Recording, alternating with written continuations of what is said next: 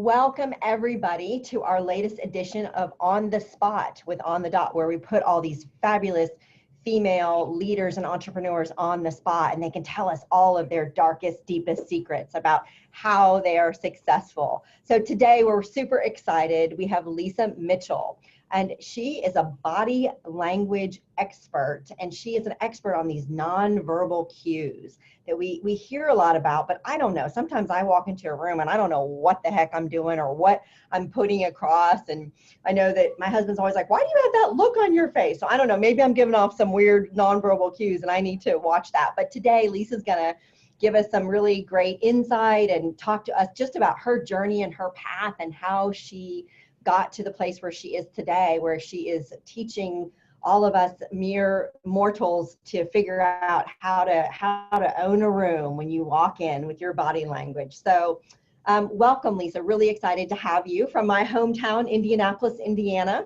Yeah, thanks so much for inviting me on. It's always good to run into a fellow Hoosier.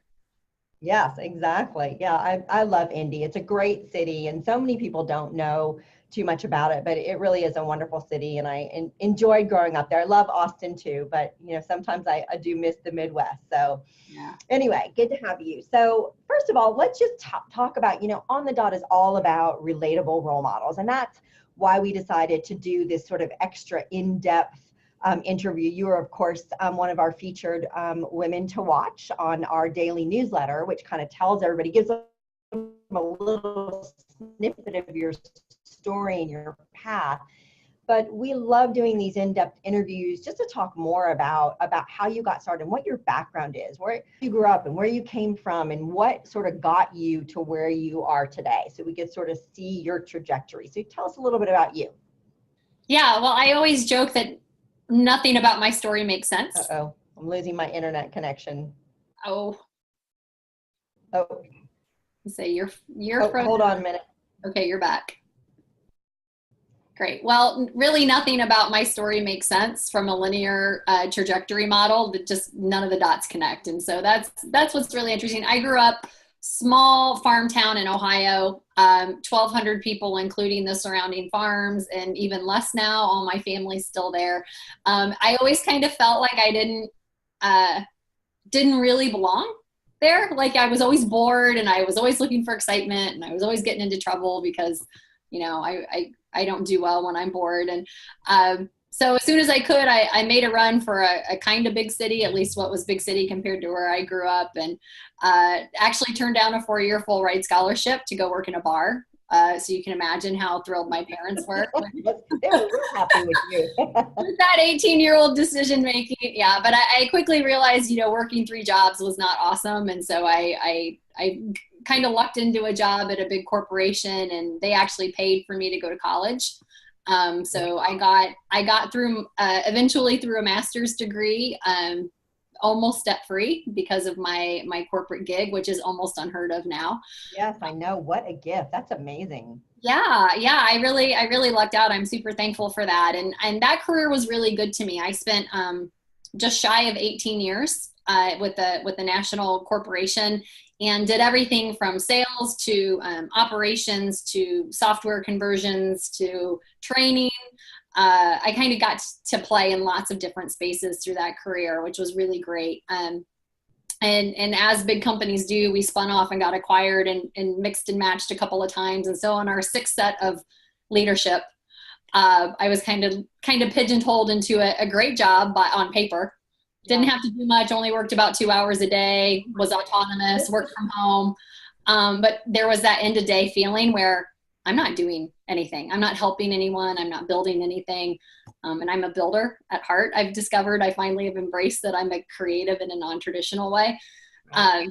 So I checked out. I made an exit in 2014 knowing I was going to go build something and had no idea what that something was. You know what? I love this. Just want to pause and think about that, because I love when entrepreneurs tell their story, because I think that entrepreneurship has become this cool, sexy, hip word, like, oh, everybody's starting their own business. But it's so scary and intimidating to so many because they think, oh, well, all these people sort of came out of the womb thinking, I'm going to start my own business, and they have this great business idea, and then they launch into it. And I talk to so many people saying, well, I feel like I want to be, but I'm too scared because I don't have that perfect idea. Yeah. And it is really interesting because more and more I talk to entrepreneurs who really follow that heart of wanting to do something they're passionate about, wanting to do something to help people, to give back, but don't know what the heck they're doing. But here's the great news.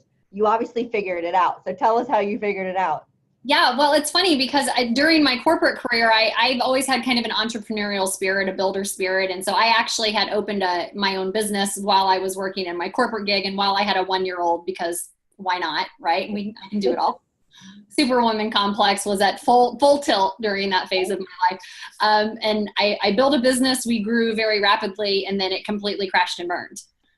At the same time that my marriage crashed and burned and I moved out of my house, and I just hit the reset button on my life. So I had taken my ball. That was about 5 years prior to me leaving corporate. So I took my ball and just stayed safe on my little corporate island for a while because I was a failure, right? My business didn't fail. I was a failure. Like, right. I had to file bankruptcy. I got divorced. I kind of like hit bottom. Wow. As the proverbial bottom. So I never imagined that I would be on an entrepreneurial track again. Because when you get smacked around like that and you own that failure, like, it's hard. But when you have that, I just had that thing that I felt very accountable, that I had a bigger purpose.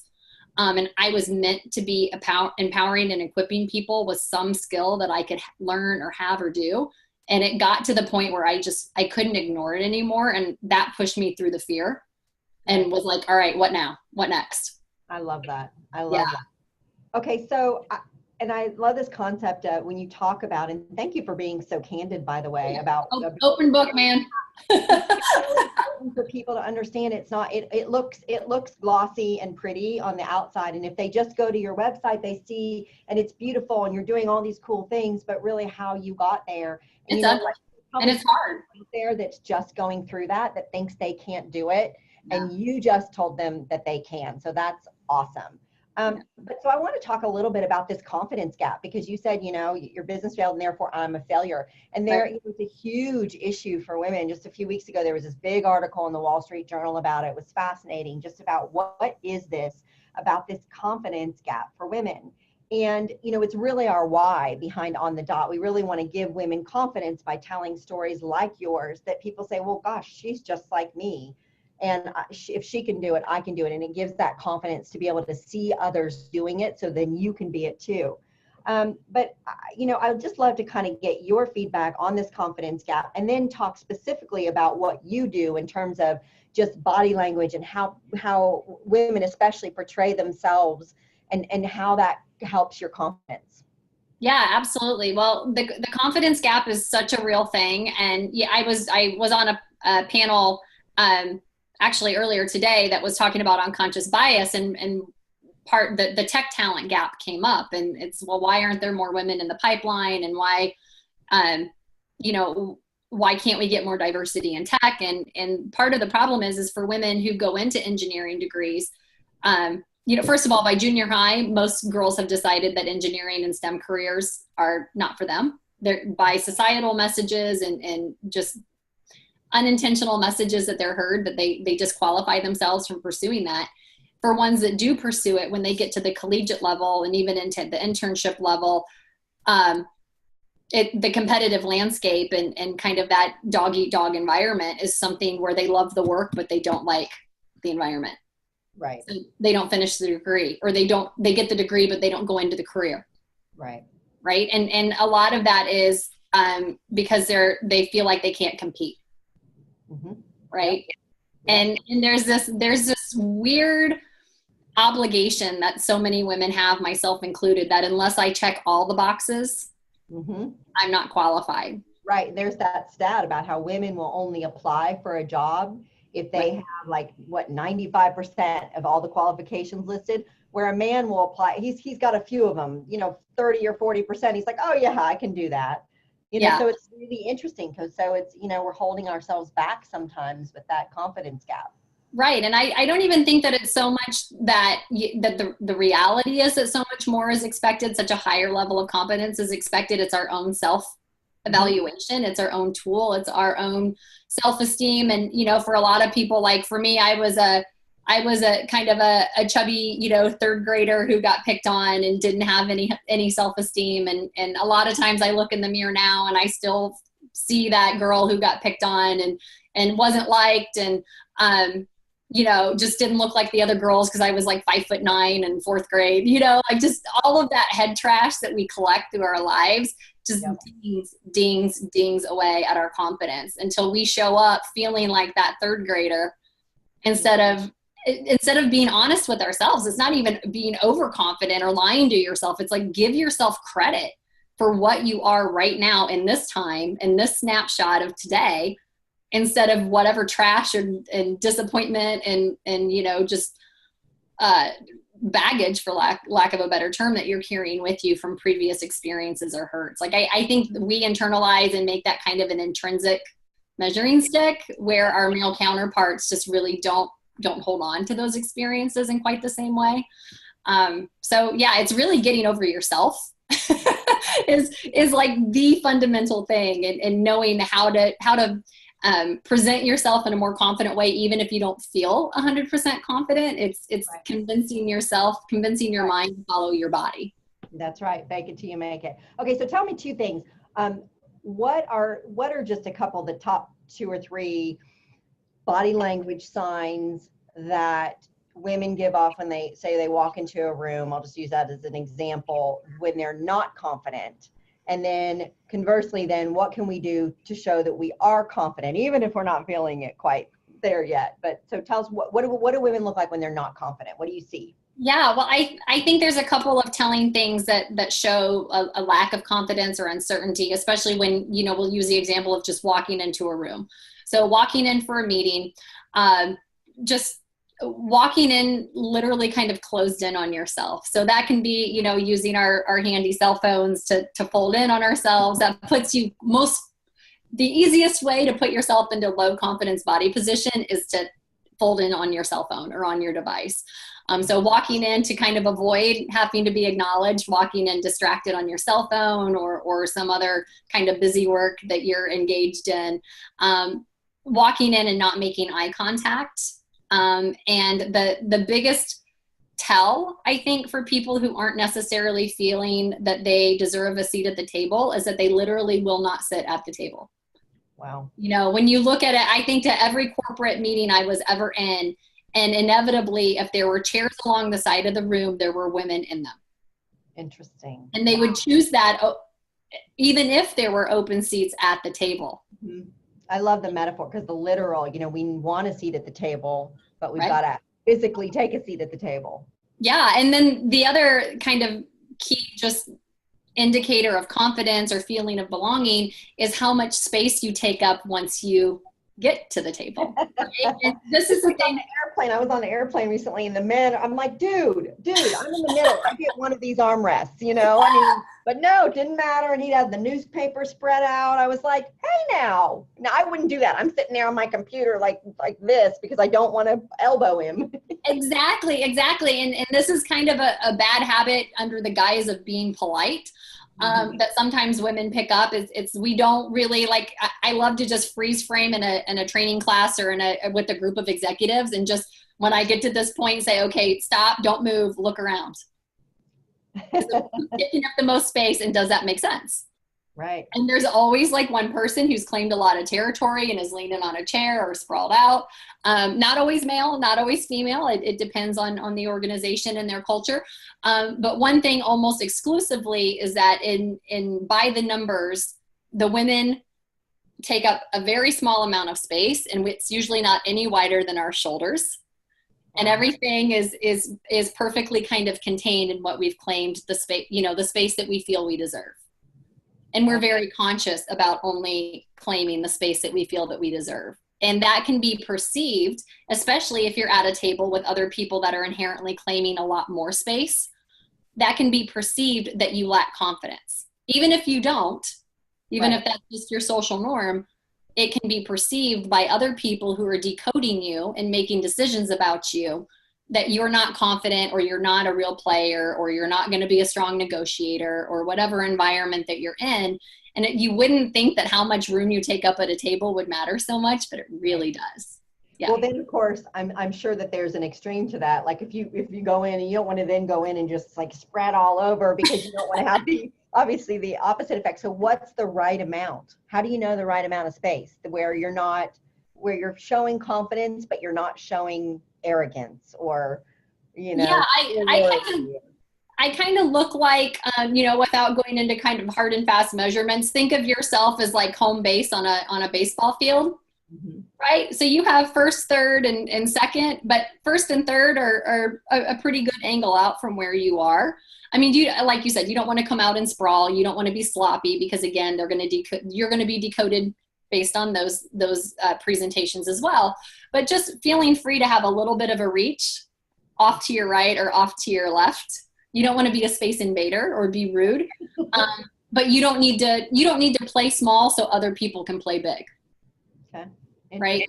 I love that. You need to have some boundaries. That's a great quote. We're gonna use that quote. You don't need to play small so that other people can play big. That's an awesome quote. Because if you I'm gonna use that in something. I'm gonna use that in one of our on the dot end of quotes, and I'll quote you for that. Awesome. Yeah. No, I'd love that, because here's the thing. I always joke, it's like corporate budgets, right? The manager that doesn't spend their money doesn't get a gold star. Somebody else takes that budget and uses it for something awesome for their team. Right? If you don't use your space, somebody else is going to feel free to infringe. And once you've lost it, it's gone. Right. So it's not a territory war, and it's not a big blatant act of aggression. It's just feeling comfortable, like I belong here. I'm comfortable taking up some space. This is a territory. This is my domain for now. And I am an active and engaged and equal part of this conversation. Okay, so going back to someone walks into a room. If you're standing in that room, what's the number one indicator that person's got game? They're confident, they feel good about themselves. What's the thing that you just go, boom, they got it?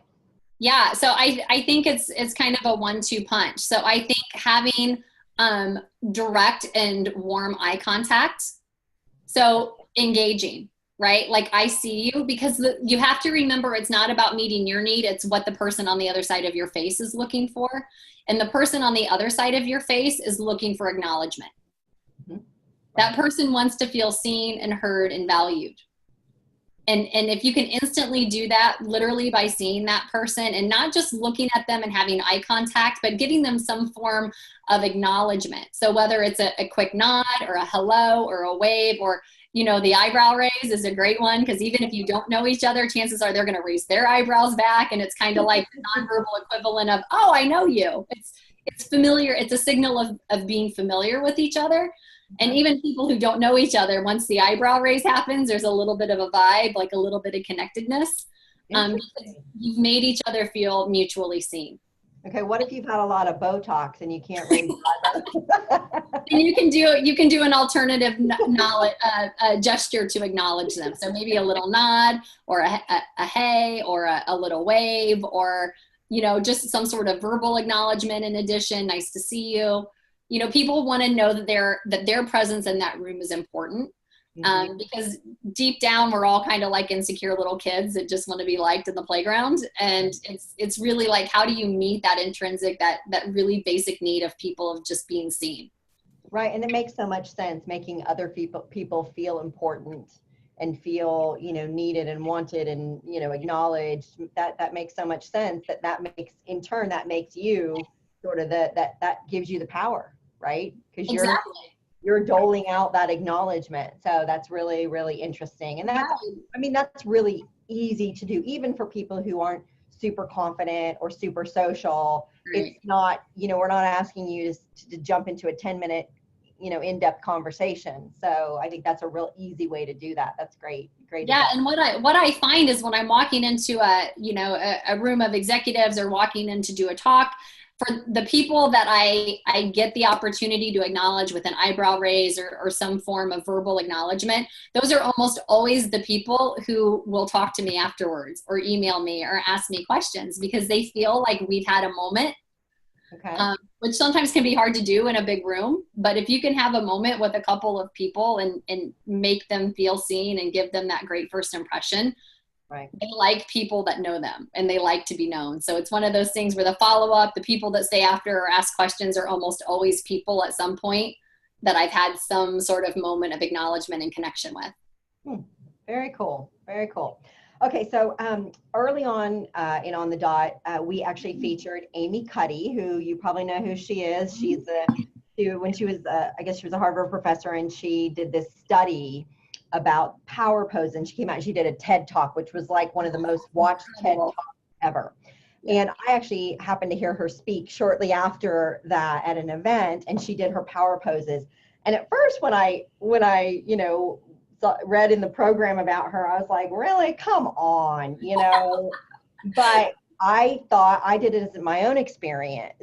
I started doing the Wonder Woman pose with the hands on your hip, fists on the hip. Oh, I go straight out. I starfish. I go straight out. If I'm really nervous or really amped up about something, you bet I will just straight up starfish it out. Yep. Well, and here's the funny thing. So, I was just reading more about her, and there was this big controversy that came out, I don't know, months or about a year after, about somebody else tried to redo the study and found, it's just this, it's psychological nonsense, whatever. But I have to say, because of my own experience, it does make you feel different, which I would imagine being conscious of that body language is a similar thing. You could say, oh yeah, right. I mean, moving your papers out, sure. I mean, that's a bunch of mumbo jumbo, but it really does make sense. So, and I loved it. She was, of course, able to defend her study and what she did, because people really do. And, I can tell you, because I'm not a woo woo, I'm like, really, I'm the first one to go, seriously. Right. I'm telling you, that power pose, I have done that. And I'm actually a really confident person, but we all need it. That confidence gap exists for even the most confident of women.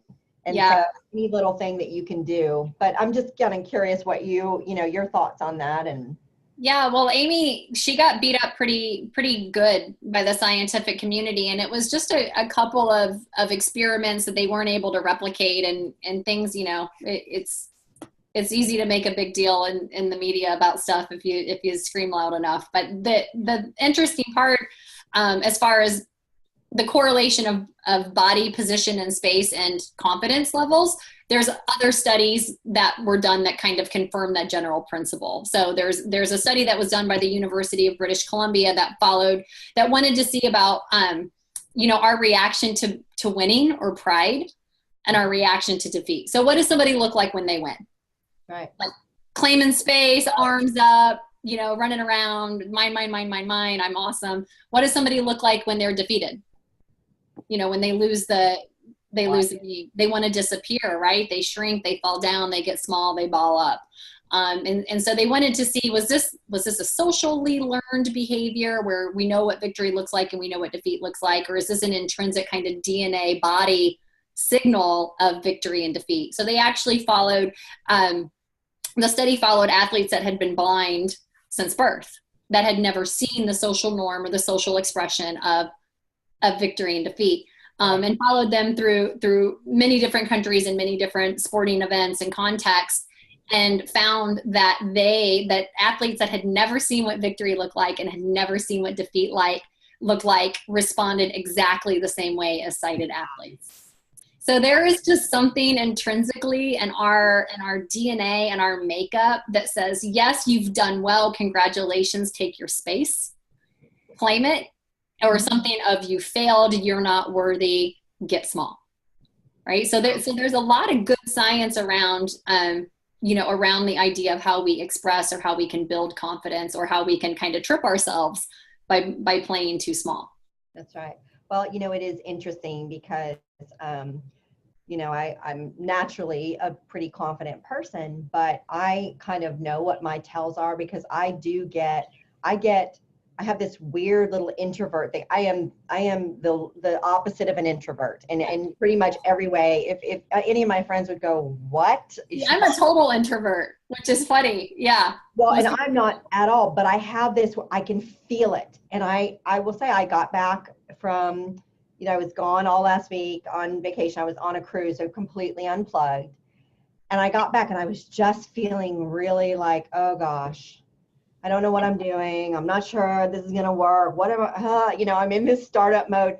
I was having all these, after being back, I felt so, it was great to unplug on one end, and you know what I found, like yesterday, I did not leave my office all day. Like I was in my, with all the other employees, but I didn't go back. And I always walk in the morning. I say good morning. I talk to people.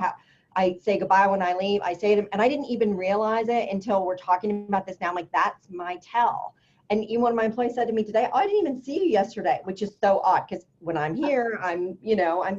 and I realized I was hunkering into myself because I was not feeling confident, and I just needed to be quiet and refuel. And probably really what I needed is to get out there and Get energy from get your it team. back, grab it back, right? Claim my space. Yeah. Yeah. Isolation and playing small have some real strong parallels. I do the same thing. When I'm overwhelmed, I call it going on my island. Yeah. And I've been on I'm founding a technology company right now as well. So My goodness. there's lots of days I'm like, what am I doing? Am I the person to do this? If I'm just going to be perfectly candid, that head trash story is real. And it shows up almost every day. And so when I get in that protective mode, I call it getting on my island, and people just don't see or hear from me. Like I'm still working. I'm still like showing up on social and putting work out. But, so someone actually just before we jumped on texted me and was like, "You're on your island, aren't you?" And I'm like, "Yeah." They're like, "Let's go to dinner." I'm like, "Okay." Yeah. So I do the same thing. I get really, and uncertainty kind of leads to those protective behaviors. And so does overwhelm. So I don't always think it's directly confidence related, but I think uncertainty and overwhelm for sure, I know, are my triggers that put me. Well, I think that overwhelm, at least for me, affects my confidence.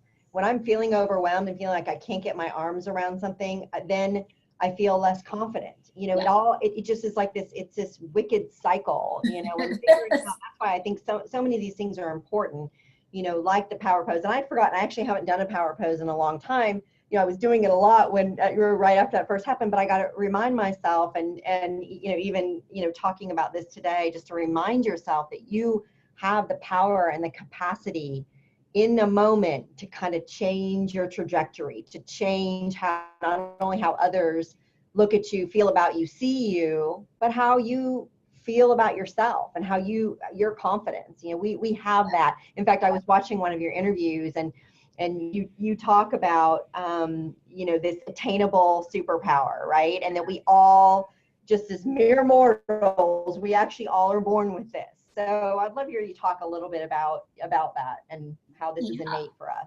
It's a huge gift, and it's one of the reasons when we talked earlier about kind of looking for the thing that was going to be what I built. And when I found body language and realized it was rooted in good science and that it was 100% accessible to everyone. It's not a skill that costs a lot of money to learn, and you don't have to be an Ivy League educated person to understand it. It works for any socioeconomic background. It works cross-culturally. It's one of the true skill sets that really levels the playing field, because someone in a tribe in Uganda can learn it the same way somebody sitting in a boardroom in New York City can learn it. And when I teach CEOs or when I teach third graders, they're getting the same science. It's just how do we use it to apply that so you can leverage that to your advantage in what you're walking into every day. And I haven't personally run across any other skill that has been so easily translated across all of those different backgrounds and barriers. Yeah, no, it's fascinating. It really, so I love that. It's attainable superpower. It is. It's awesome. It's everybody can play. Okay, so let's talk about the difference between men and women, and specifically you walk into a room, the same thing, you walk into a boardroom and It's you as a woman and all men. Yeah, it's common scenario for me. Right. A common scenario for a lot, especially in, in the tech world, as we were talking about in STEM, this is what a lot of these women are facing. This is what a lot of that sort of that burnout, that cultural thing, talks about. So what are some tips, some body language tips that you can give specifically for women when you're in a room full of men? Yeah, well, I think the first thing, part of what I do that isn't necessarily body language, but it's mindset work, which works, really hand in hand with how you present yourself, is before I walk into the room, I ask myself, what, I set my intention of, if when I walk out of this room, what 3 words do I want anyone in this room to use to describe me? Right. And those 3 words vary. If I'm in mom mode and I'm walking into an event with my daughter, those 3 words are different. Those are the scariest ones. Some of those moms, those are scary things to walk into, especially if you don't have the right Lululemon outfit on. Yeah, well, for me, it's like the social. I said earlier, I'm an introvert. I also I'm like the always awkward person. Like I always feel awkward even if I don't look it. Like thank God for these tools. It's my saving grace because I know how to show up differently sometimes than I actually feel. But I will take a boardroom full of execs over a room full of parents any day. Because I feel confident in my competence when I'm training, when I'm teaching, when I'm speaking. I have mastery over that material and the outcome is predictable. Not the case socially, right? Totally different dynamic there. But I think when you're walking in, to have yourself centered around the idea of the experience you want to create for other people. So for instance, if I'm walking into a room full of male executives, I want them to see me as competent, right? That I can do what I say I can do. I want them to see me as a trusted partner. So creating trust, getting into real dialogue and being vulnerable when it's needed is hard to do in that environment, but I commit to do it because that's the experience I want to create for somebody on the other side of me. And then likable. Likability is the most underrated skill. And that's really, I mean, you can be good at what you're doing, but if somebody doesn't want to be in the room with you, forget about it. You're not getting the opportunities that you want. And that's just the truth. So I'll set my intentions. So I recommend, for anyone walking into a room that you figure out if somebody met you for 30 seconds and their buddy walked up and asked, hey, what did you think about her or him? What 3 words would you hope they would use to describe you? And I can tell you by taking just those few seconds to really put a flag in the ground as to how you want to show up in that experience, physically changes how you walk into that space. Right? You don't leave it to chance. You already know what you want to create in that space. So your confidence automatically goes up because you have a game plan, right? It gets rid of that chaos and that chance and that unknown, and it lets you set the course. So being intentional about that. And then really, one of the things that drives me crazy is when a woman walks into a room and immediately apologizes. Yeah. Sorry to interrupt, or everything is like the confidence gap. Like, what is that? Right. So you don't ever want to apologize for entering someone's space because that will automatically knock you down a notch on the perception of your competence, on your confidence. It lowers your charisma. Because you put people at this weird position of like accepting an apology when they didn't feel an offense. Right. So you're just creating this whole weird dynamic. So I never apologize for walking into a room or interrupting a conversation. I feel okay taking up the space and the time, and know that what I have to bring is valuable. So don't apologize when you walk into a room. Don't apologize for taking someone's time. Be confident and both verbally and non-verbally, present your case that what you're doing is valuable and is a good use of people's time. Because if you leave any room to question or you feel like they're interrupting or, oh, I know you have so many other things you could be doing right now, you're just setting yourself up for failure. You're telling them that you don't see that what you're doing is worthwhile or confident. Right. And having open body language where you're not afraid to address the room, Squaring up with people, kind of shoulders, hips, and knees when you're talking to them. It's called fronting. And fronting can be a really powerful tool of engagement. If you're always standing offset from someone, it can signal that you have a level of discomfort or uncertainty.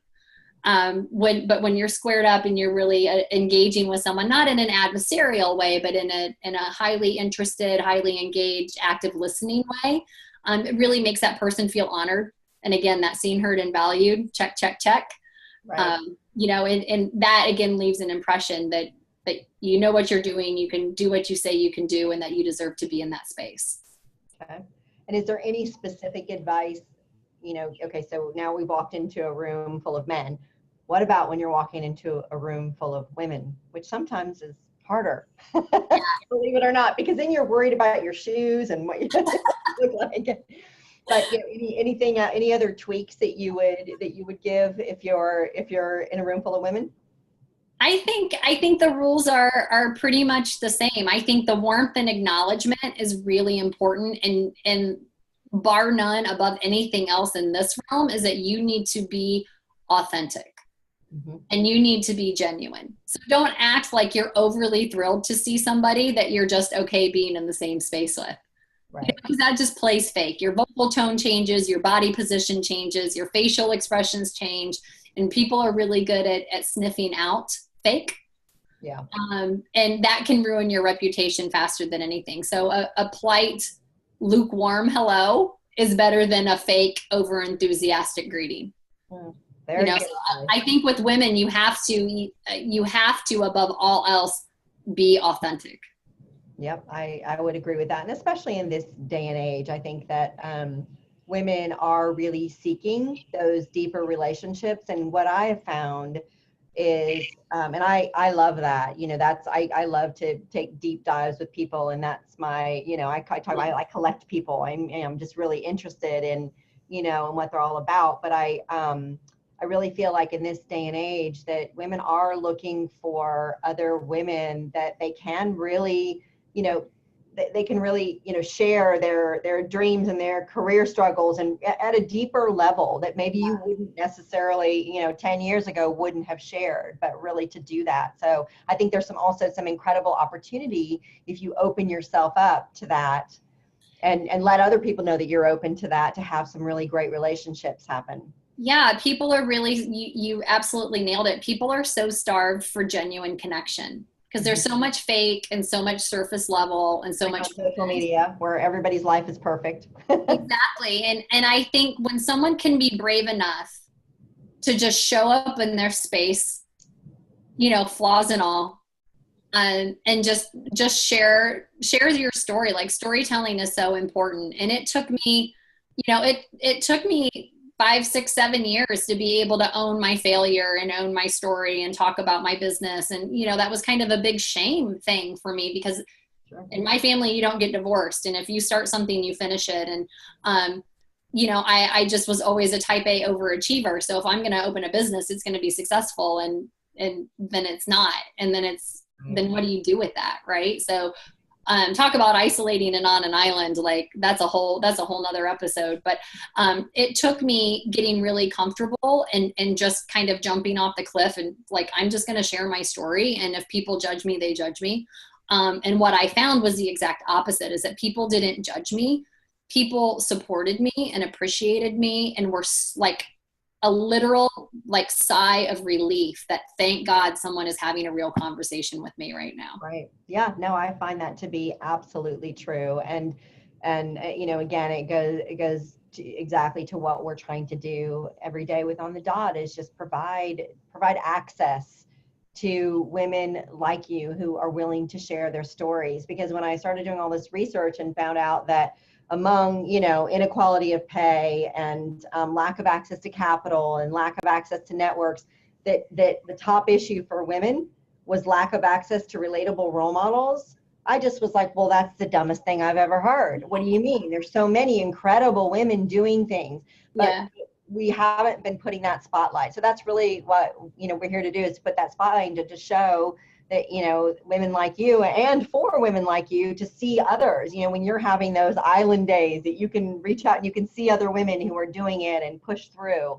Yeah, I know. And I'm so thankful that you've created this conversation and this outlet. And, you know, it took me, I turned 40 this year, and I would say I didn't really have a good, you know, tribe of real women around me until the last probably 2 years. Wow. Yeah. That we can really sit down and challenge each other, and call each other on our crap, and, you know, bring flaws and all to the table and share our hearts, and just really like, and that has probably been the one thing over all the skills and all the opportunities I've had. Those real relationships have probably been the thing that has given me more confidence and has moved me forward faster than any other thing. Yes, and I would wholeheartedly agree with you on that. Your tribe is critically important. And in fact, I've done a lot of talking and done some videos about finding your tribe and how you do that, and having to show up. And it's a commitment, right? It is. Yeah. Of time. And sometimes you have to, you know, I've got a young child too, but you sort of have to say, you know what, it's important. I have to, sometimes you're not at home one night because you're out with the girls, but it's not just about, oh, she's drinking with her girlfriends. It's really this other depth of relationship that women especially, I think, need in their lives, and especially helping that career trajectory. I see it make a huge difference for women. So I certainly would encourage, you know, everyone watching and listening today that, you know, if you haven't found that tribe, then there are so many great ways to do it. And we're going to be sharing a lot about that, you know, through On the Dot and everything that we do. So thanks for bringing that up. I love it. And so many women are really wanting to engage in these relationships and, you know, make the commitment to their tribe. But you have to be brave enough to ask, or to just put your need out there and say, hey, you know, I'm really looking, you know, for somebody that I can meet with every 2 weeks and, you know, talk about my business goals and get some feedback on some of the projects I'm working on. You know, is that something that you'd be interested in? You know, like just making the ask. So many people will say yes, but they can only say yes to the things that you ask for, you know, and you have this weird, like, oh, I don't want to impose, or I don't want to, no, you know, just ask. The worst thing, most people, if they say no, will say, but I have this person or this resource or something else for you. That's right. It's a no, but I can still help you, which is still a win in, you know, in my book. You don't get what you don't ask for. Exactly. Yes. Okay. So last question, who is your role model? Have you had a role model or some role models in your life that you kind of helped? Yeah. You know, I have one of the people I really admire, you know, from a professional standpoint, and, just an amazing storyteller and truth teller is Robin Roberts from Good Morning America. Amazing. She has consistently shown up with realness in some of the most difficult situations. Yeah. And the different parts of her story that she has shared, and the different challenges that she's just brought realness to every single day. Like, I just appreciate the fact that, yes, she's a professional, and yes, she's esteemed, and yes, she's accomplished, but she puts her heart and her heart and her humanity in front of her work. Yes. And shows that they can they can be mutually combined and still lead to success, that you don't have to sacrifice your human part, or your professional part. And I think that's just such a great message, and, such an amazing way to show up with authenticity, and to help other women be brave, and sharing their stories too. No, that's awesome. That's awesome. Well, thank you so much, Lisa Mitchell.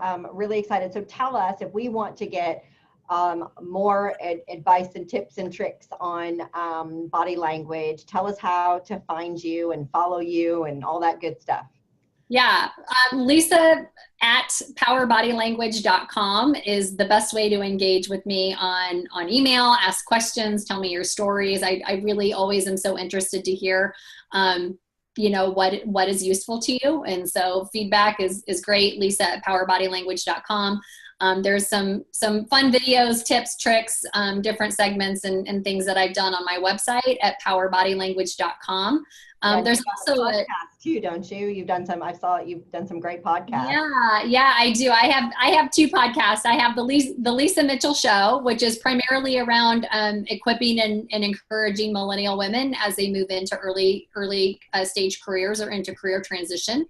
And that's on iTunes or Google Play, wherever you like to get your podcast. And then just for fun, I did a podcast called Shiny Things. Yes, I love the name. And that's all around the crazy world of trying to date in a digital space.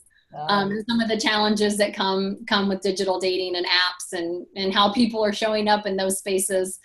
So that's really just more like a fun little passion project because I'm in that space and it's bananas most of the time. So that was just too much fun to not do. So yeah, I love that. Show or there's Shiny Things. Both are available on iTunes or Google Play. Okay, awesome. Well, and we'll put the links for a lot of this stuff in the post as well. So awesome. I thank you very much. And you have to promise me one thing, that you will come back once you get your tech company launched. We're going to want to hear all about. Anytime. I got stories for days on that. Excellent. Well, good luck with it all. I know you're going to be fabulous, and we'll look forward to hearing more from you. Awesome. Thanks so much for having me on.